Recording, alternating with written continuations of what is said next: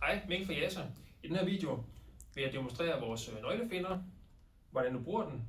Nøglefinderen skal forbindes til Find på iPhones og andre Apple-produkter.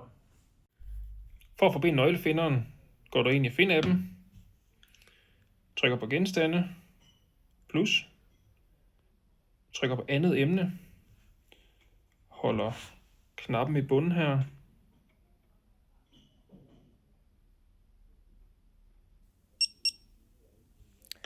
her skal du indsætte et navn til nøglefinderen, og derefter vælge en emoji, som man nemt kan adskille fra hinanden, hvis man har flere.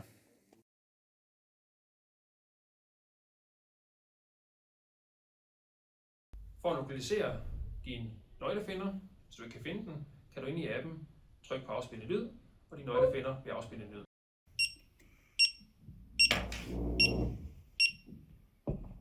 Du kan sætte appen op til, at du får en notifikation, når du bevæger dig uden for en bestemt rækkevidde fra nøglefinderen. Det er muligt også at tilkøbe en cover dertil, som kan sættes på nøglebundet, i tasken eller pungen.